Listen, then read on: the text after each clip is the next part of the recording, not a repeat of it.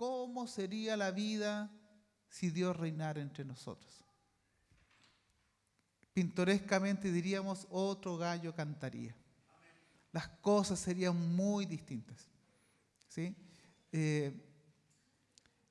Nosotros en el nombre de Dios no podemos llegar y avalar algunas cosas, porque el reino de Dios, según la Escritura, es justicia, paz y gozo. Incluso dice Pablo, no es comida ni bebida. Es decir, no reduzcan el reino de Dios a no hacer algunas cosas. Alguien podría decir, yo vivo el reino de Dios porque no tomo navegado para las fiestas patrias. La Escritura dice, no se trata de no hacer cosas. El reino de Dios primero es justicia. Y Jesús decía, busquen el reino de Dios y su justicia. Toda comprensión del reino de Dios que no conlleva una transformación social en beneficio especialmente de los más pobres, no es el reino de Dios anunciado por Jesús. Incluso nosotros los evangélicos tenemos que tener mucho cuidado porque como disfrutamos mucho a Dios y como avalamos la acción del Espíritu y como nos gusta emocionarnos, a mí me gusta mucho emocionarme también, si no me emociono con Dios, ¿con qué me voy a emocionar? Es decir, Dios es pleno y a veces usted va a ver aquí expresiones un poco más sensibles, puede que vea gente llorar, puede que vea gente que levante sus manos. Dios hace cosas increíbles en nosotros y damos la libertad para expresar aquello. No creo que sea justo que nos emocionemos con un equipo de fútbol y no nos emocionemos con Dios. Me parece inconsecuente por lo demás. Ahora, no se trata de que vivamos de la emocionalidad. Pero ¿qué quiero decir con esto? Que los evangélicos a veces somos muy dados a experimentar esto, pero podemos convertir la emocionalidad en un fin en sí misma. Entonces el culto estuvo bueno en la medida que yo me emocioné.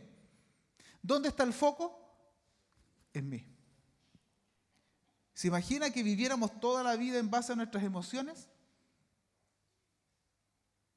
¿Se imagina que estuviera enojado con su esposo, con su esposa, y ese día sintió que la quería menos o que lo querían menos? Y que dependiera de nuestro matrimonio, dependiera del estado emocional que tenemos. Bueno, el reino de Dios no puede reducirse a la emocionalidad. No la negamos, la valoramos, emocionémonos, incluso yo diría emocionémonos un poco más de repente, ¿cierto? Por ejemplo, escuchar canciones como esta que se basa en el Salmo 91, el que habita el abrigo de Dios. Qué cántico más esperanzador, ¿no? Morará bajo su sombra de amor. Yo vengo al culto medio cansado y escucho esta alabanza, el que habita el abrigo de Dios, acurrucado por Dios, mora bajo su sombra. Y yo digo, vamos de nuevo. Emocionémonos, pero no hagamos de esa emocionalidad el reino de Dios. Porque el reino de Dios genera transformación, pero la genera desde la experiencia con Jesús. Yo agradezco el día viernes, estuvimos cerca de unas 60 o 70 personas tal vez aquí en el templo, tuvimos un culto íntimo y revisábamos el libro de Hebreos. Y solo se los resumo. En el libro de Hebreos nos dimos cuenta que Jesús era superior a todo. Superior a los ángeles, superior a Moisés, superior al sacerdocio, era superior a todo. Y recién en el último capítulo dice deberes cristianos. Nosotros a veces cuando queremos anunciar el evangelio, queremos que la gente viva los deberes cristianos sin experimentar la superioridad de Jesús en su vida. Amigos, uno puede dejar muchas cosas que lo aquejan solo cuando tiene una experiencia genuina con Jesús. Lo demás es pura teoría, es pura conceptualización. Por eso digo que la emocionalidad es parte de aquello. Ayer estaba en el culto y escuchaba una canción muy antigua de la hermana Roxana, cantada por toda la congregación, y me emocioné mucho porque me acordaba, entre otras cosas, de mi hermana Margarita, porque tú, sol de la mañana, los que son viejos aquí, das vida cuando no existe nada, ¿cierto? Incluso en un lugar dice, tú vienes. Sí. Incluso habla del hombre que es malo, ¿cierto? Que la hermana Dori dice que el hombre que es lucho, porque lo molestaba cuando era joven. Al hombre que, y si bien no es muy pulcra en su letra tal vez, pero es tan hermosa, vienes al hombre que es malo, dice, y le amas. Y yo pensaba mucho en la noche, conversábamos con mi esposa, Dios nos libre de dejar de emocionarnos por eso. Dios nos libre que eso ya no nos afecte. Dios me libre de caer en un tipo de academicismo, conceptualización teórica y dejar de experimentar a Jesús. No podemos esperar que la gente se comporte como un seguidor de Jesús a menos que tenga una experiencia profunda con Él. ¿Me sigue? Recién al final, cuando uno encuentra la energía necesaria, la fuerza, el impulso, la transformación, el comenzar de nuevo, el impacto que significa estar con Dios, entonces se la juega por un proyecto diferente. No es al revés. No estamos buscando militantes, estamos buscando gente que se encuentre con Jesús. Y ese cambio interior va a generar una transformación social. El reino de Dios es lo central en el mensaje de Jesús. Y la pregunta que nos hicimos es cómo estoy viviendo el reino de Dios en mi vida. Y para ello estamos estudiando la parábola del sembrador. La primera parte que vamos a ver hoy día, la primera tierra, es aquella que Jesús dice aquí, de esta manera, en Mateo capítulo 13, dice, mientras iba esparciendo la semilla, el sembrador, una parte cayó junto al camino y llegaron los pájaros y se la comieron. Sería todo. Entonces uno podría elucubrar muchas cosas, pero el propio Jesús, según registra Mateo, habría dado una interpretación frente a esto. Interpretación que muchos plantean habría sido el resultado de la reflexión de la comunidad cristiana posterior frente a distintas preguntas, porque la comunidad cristiana iba anunciando, iba tratando de vivir el reino de Dios y no siempre se produce el resultado. Entonces Jesús, según lo escribe Mateo, da una explicación sobre este punto de la parábola. Dice, escuchen lo que significa la parábola del sembrador. Cuando alguien oye la palabra acerca del reino y no la entiende, viene el maligno y arrebata lo que se sembró en su corazón. Esta es la semilla sembrada junto al camino. Esa es la explicación que da Jesús. Y uno entonces podría decir, bueno, ok, pero ¿qué hay? ¿Hay algo más ahí? Si la leemos rápido, puede que la comprendamos hasta ese límite y nada más. Pero yo no sé si le llama la atención lo siguiente. Cuando alguien oye la palabra y no la entiende, ese es un problema. Es un problema de aparente comprensión. No la entiende. Antiguamente en Latinoamérica y en el mundo, en Latinoamérica en particular, en algunas comunidades de fe, la mayoría, en las comunidades católicas particularmente, el sacerdote hacía la misa mirando el altar, porque al igual que otros grupos, lo principal del culto es Dios. Nosotros tenemos una mirada distinta. Intentamos pensar en las personas que vienen a estar en la reunión y hacemos todo para la gloria de Dios. Pero ellos, en aquel tiempo, algo que el Concilio Vaticano corrigió después, hacia el altar en latín. Por lo tanto, nadie entendía de lo que estaba pasando. De lo que se decía, incluso porque se decía en un lenguaje, en un idioma que era distinto al que tenía el auditorio. Entonces la pregunta es, ¿por qué no entienden? ¿Qué les dificulta entender? Frente a esa idea que Jesús plantea, oyen, pero no entienden, propongo dos posibilidades. La primera, por capacidad o incapacidad intelectual, como quiera ubicar usted. No son capaces de entender. No son lo suficientemente doctos para entender. Y la otra posibilidad es que exista una tensión entre lo que se escucha con lo que es comúnmente aceptado. Es decir, no entiendo esto, no lo entiendo porque como que no es lo que yo he escuchado. Esas dos opciones pueden ser. Las comento. En cuanto a la comprensión, escuchan pero no comprenden, no entienden. La falta de comprensión, desde mi punto de vista fundamentado en la Escritura, no puede ser falta de capacidad intelectual, ya que esto desplazaría a un grupo poco preparado académicamente, y Jesús tenía privilegio por aquellos.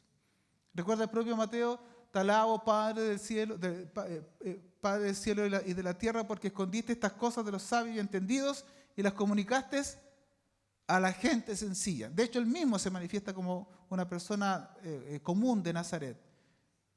No es para los más preparados académicamente, es para gente sencilla. ¿De dónde, entre paréntesis, lo que somos dados más al estudio, no debemos tropezar con que el Evangelio sea tan incomprensible para la gente común? De hecho, la gran batalla está, y ahí yo reconozco algunos maestros con los que tuve contacto, por ejemplo, el gran profesor Pereira, Óscar Pereira, que fue rector de nuestro seminario y ya partió a la presencia del Señor. Él era un maestro por excelencia. A veces había que tener un diccionario al lado. Y otras veces, cuando estaba con un público determinado, era capaz de interpretar algunos símbolos, algunos gestos. Recuerdo cuando nos explicó un poco la idea del pastor, el que vigila, el que mira, y se bajó al terreno nuestro y empezó a actuar como si fuera un pastor que buscaba gente, y a todos nos quedó de un momento a otro clara la idea. ¿Por qué? Porque él se dio cuenta que nos estaba explicando en términos lingüísticos muy profundos algunas cosas, y luego dijo: ¿saben qué? Créanme nomás porque yo sé más que ustedes. Entonces, claro, ahí nos ubicó a todos, y después dijo: y se los voy a ilustrar mejor. Y con la ilustración todo quedó claro para nosotros. No tenemos que caer en el academicismo para invitar a la gente a seguir a Jesús. El trabajo que aquí hay personas, entre paréntesis, en la iglesia, que intentamos pelear con los textos bíblicos y estudiar profundamente para transmitir de manera clara el mensaje de Jesús. La gente no comprende porque sea incapaz intelectualmente, porque Jesús nunca tuvo esa intención. El problema se centra en la falta de apertura a la enseñanza del reino de Dios, porque esta enseñanza contradice lo que totalmente uno ha escuchado. Entonces, más que por falta de capacidad intelectual, una alternativa es que las enseñanzas del reino de Dios, puse ahí, tensionan la comprensión que se tiene de Dios y su relación con la humanidad.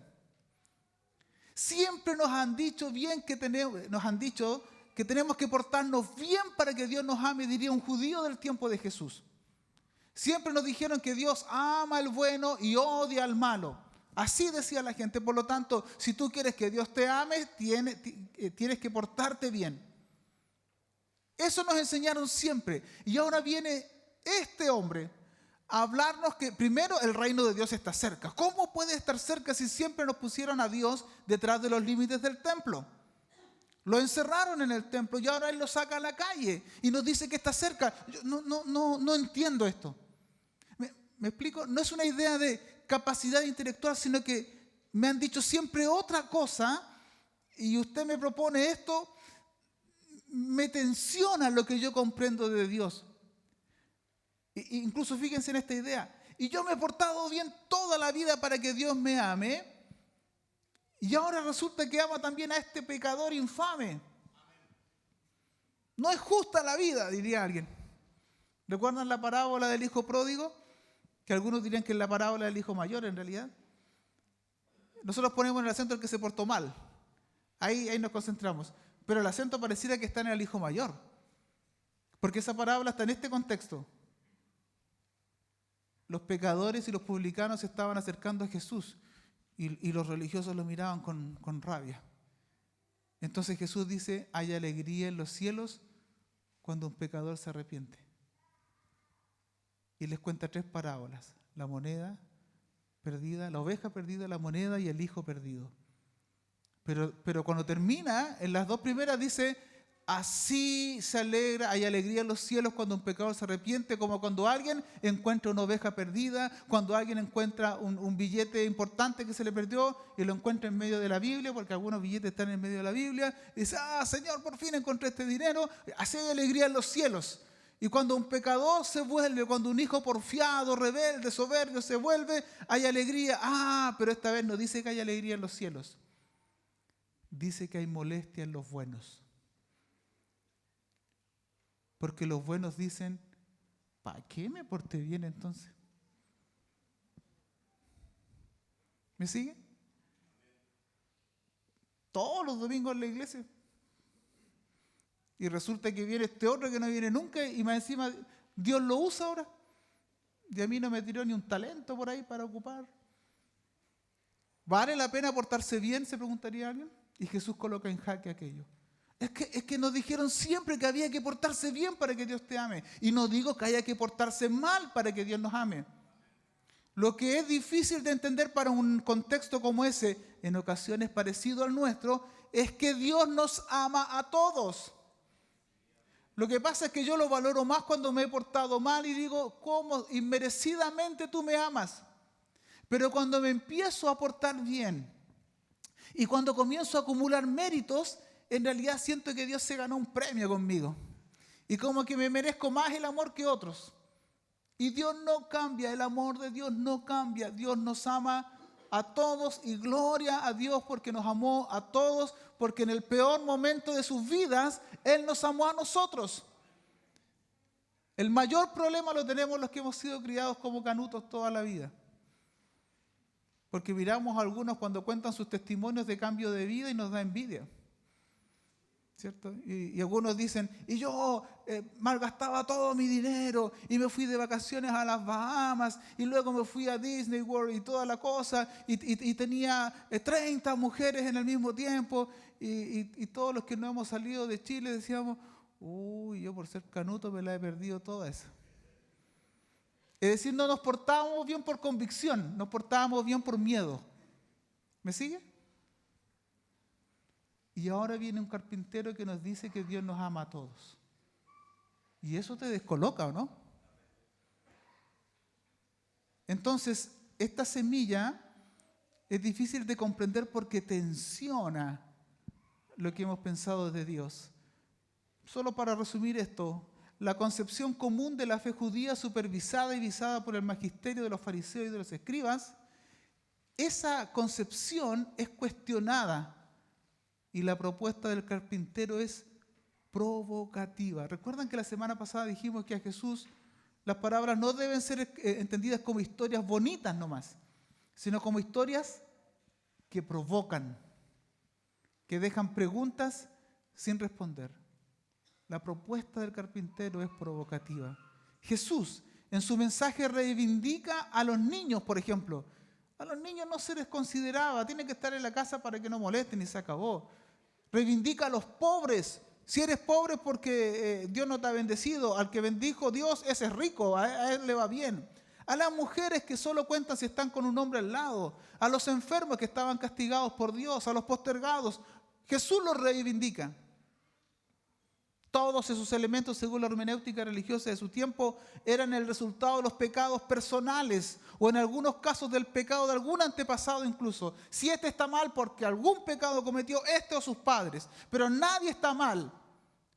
Nadie puede sufrir a menos que haya pecado contra Dios. A pesar que había todo un testimonio bíblico que da cuenta que a veces los justos también sufren, pero la idea es que te está yendo mal, alguna cosa habrás hecho. Y el que le iba mal, aparte del dolor que experimentaba, tenía que llevar la idea de que era una especie de leproso desplazado por Dios. Y viene este campesino de Nazaret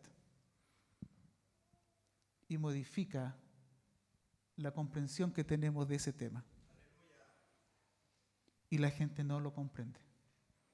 No por capacidad intelectual, sino porque es muy diferente. Supongamos que, no sé cuántos de ustedes tienen créditos hipotecarios, ¿sí? Vamos a suponer que viene alguien de un banco X y dice, ¿sabe? Todos los que tengan créditos hipotecarios con nosotros, desde hoy su deuda está cancelada. ¿Qué dice usted? La mayoría de ustedes va a estar contento, pero antes va a decir, ¿dónde está la trampa? ¿Dónde está la trampa? Porque no se da eso entre nosotros. Nos cuesta recibirlo porque nos cuesta comprenderlo.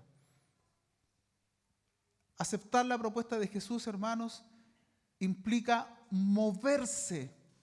Y muchos de nosotros, y entre nosotros, no están dispuestos a salir de su espacio de confort para recibir esta nueva enseñanza. Así aprendí yo de mi pastor hace 60 años y no pienso cambiar absolutamente nada. Eso es estar en una zona de confort porque nos da miedo movernos. No podemos seguir a Jesús sin movernos. Y a veces hay que aceptar ciertos desafíos. Y a veces hay que instalar nuevos temas.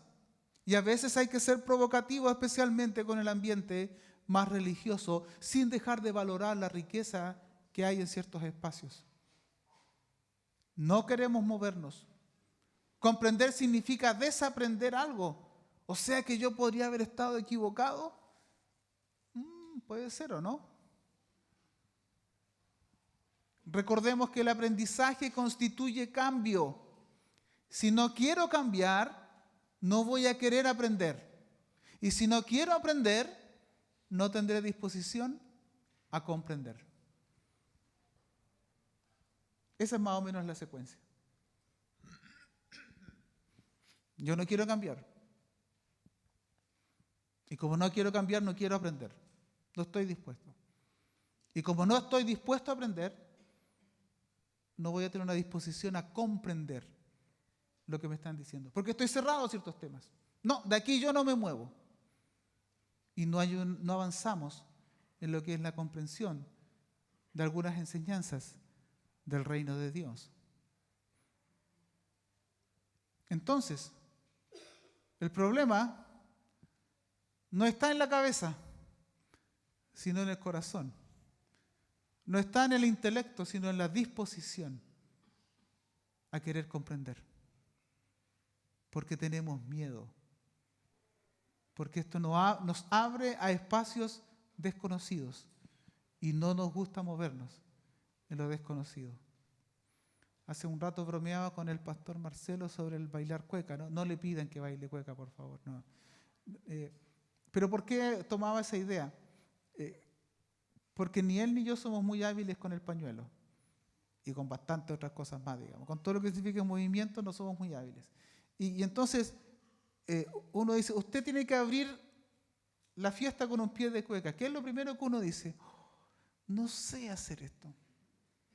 Y para poder hacerlo tengo que aprenderlo, pero no tengo ganas, tengo temor, tengo miedo y qué sé yo. No nos abrimos porque no queremos sentirnos no capaces o capacitados para alguna tarea. Pero en el reino de Dios tenemos que tener algo de apertura. Insisto, no es la cabeza el problema, sino el corazón. No es en el intelecto, sino en la disposición a aprender.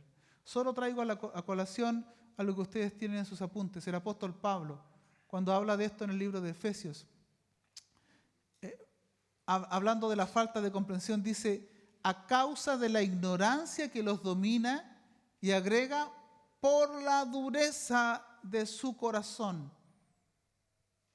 Estos tienen oscurecido el entendimiento, no comprenden y están alejados de la vida que proviene de Dios. ¿Por qué no comprendes? Porque no quiero comprender. Porque me desafía. Porque yo tengo estructurada mi vida, mi carácter, así me formé y nadie me cambia a mí. Y a temprana edad nos jubilamos en cuanto a seguir a Jesús. El propio Jesús, cuando le preguntaron por qué hablaba con parábolas, cita en Mateo capítulo 13, recordando la historia de su pueblo a través del profeta Isaías. Mire cómo lo dice Jesús, recordando a Isaías. Aunque miran, no ven. Aunque oyen, no escuchan, ni comprenden, ni entienden. En ellos se cumple la profecía. Por mucho que oigan, no entenderán. Por mucho que vean, no percibirán. ¿Por qué? Porque el corazón de este pueblo se ha vuelto insensible. La insensibilidad se genera cuando usted tiene conductas repetidas que en algún momento rechazó y que luego fue aceptando progresivamente. La típica historia de la rana, ¿cierto? Que la ponen en agua caliente y sale huyendo de inmediato. Esa misma rana usted la toma y la pone en agua helada y va echando progresivamente agua tibia, incluso después caliente, y la rana no huye. ¿Por qué? Porque se acostumbró progresivamente a algo que antes había rechazado.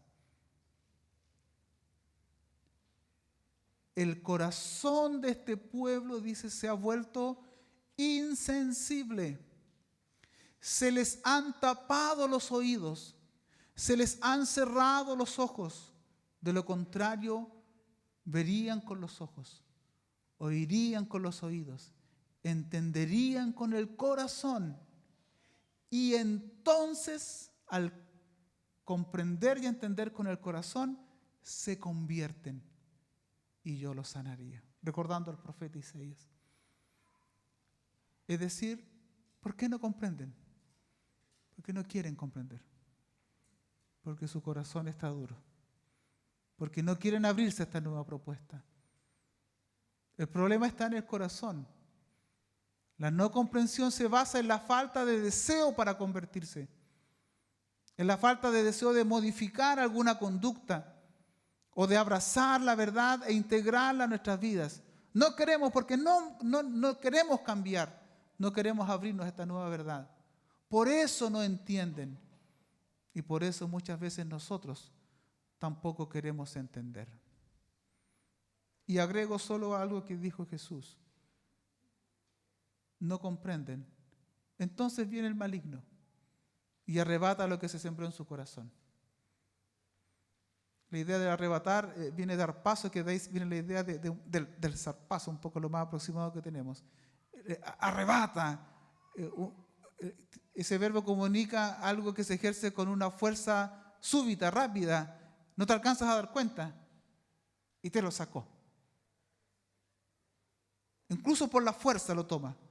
Pero el énfasis está en que es el zarpazo, el arpazo, el arrebatar es agresivo en cuanto a su rapidez. Tú no te das cuenta y ya salió. No abandonaste el templo y una mala palabra, un mal saludo, te la sacó. Incluso les voy a decir nomás lo que dice Lucas después. Voy a volver sobre eso. Una tarea de las tinieblas no es solo instalar mentiras en nosotros, sino arrebatar la verdad de Dios.